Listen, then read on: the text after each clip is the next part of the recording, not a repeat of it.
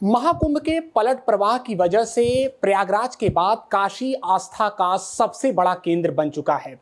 करोड़ों की संख्या में श्रद्धालु प्रमुख तिथियों पर यहां पर धार्मिक स्थलों पर दर्शन पूजन करने के लिए पहुंचे हैं। ऐसे में रेलवे की जिम्मेदारी बढ़ जाती है।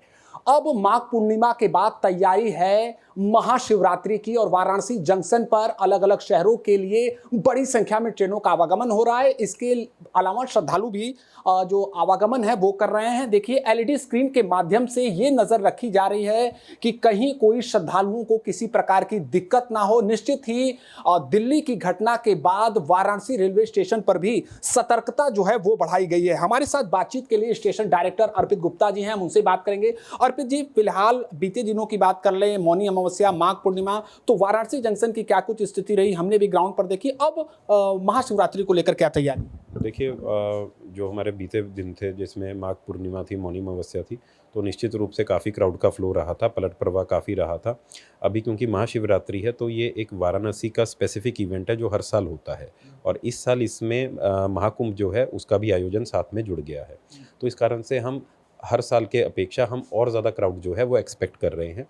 तो अभी जैसा कि आपने बताया, हमने जो अपनी ये बैरिकेडिंग की हुई है, तो हमने ये 3 स्टेप की बैरिकेडिंग की हुई है। सबसे पहले आउटर बैरिकेडिंग है जिसमें हमने नो व्हीकल जोन रखा हुआ है।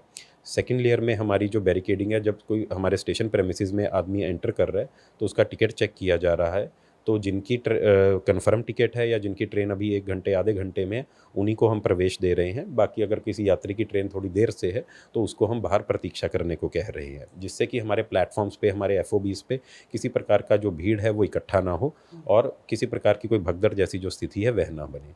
इसके अलावा भी एक हमारा तीसरा स्टेप है, जब बिल्कुल आप प्लेटफॉर्म पे एंटर करने वाले होते हैं तो वहाँ पर भी हमारे जो कमर्शियल स्टाफ है, आरपीएफ स्टाफ है, वो मौजूद है और वहाँ पर भी जो है हम श्रद्धालुओं को गाइड करते हैं। महाशिवरात्रि को लेकर तकरीबन कितनी स्पेशल ट्रेनें वाराणसी जंक्शन से होकर चलाई जाने की तैयारी है? बीते दिनों कितनी आपने चलाया? जी, अगर मैं कल की ही बात करूं तो कल हमने 13 स्पेशल ट्रेन्स चलवाई हैं, जिसमें तकरीबन 43,000 से ज़्यादा जो हमारे श्रद्धालु हैं जो अतिरिक्त गए हैं अनरिजर्व ट्रेन्स में।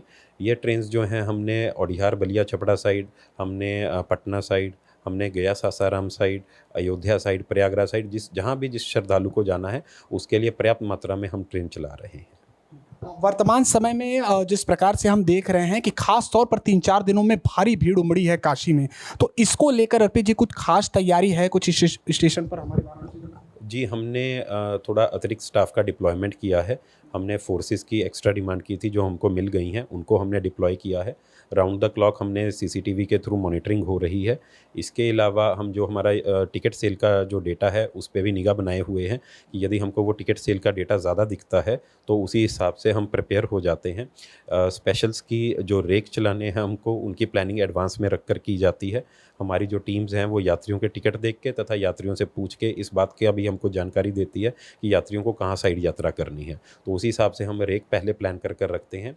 इसके अलावा हमारी क्विक रिस्पॉन्स टीम्स बनी हुई हैं जो प्लेटफॉर्म टू प्लेटफॉर्म जाके पर्सनल अनाउंसमेंट सिस्टम या पीए सिस्टम्स यूज़ करके यात्रियों को उनकी ट्रेन के बारे में बताते हैं, तो और जब स्पेशल कोई गाड़ी लगती है तो उनको बोर्डिंग में मदद करते हैं। बहुत शुक्रिया बातचीत के लिए। तो ऐसे में भारतीय रेलवे पूरी तरह तैयार है। अब महाशिवरात्रि को लेकर जो वाराणसी रेलवे स्टेशन है वहां पर सतर्कता बढ़ा दी गई है और ऐसे में सीधे सीधे इस एलईडी स्क्रीन के माध्यम से हर एक पॉइंट पर नजर रखी जा रही है कि कहीं भीड़ ज्यादा ना हो। इसके अलावा यात्री कैसे प्रवेश कर रहे हैं और किन किन स्थलों पर क्या कुछ गतिविधियां चल रही हैं।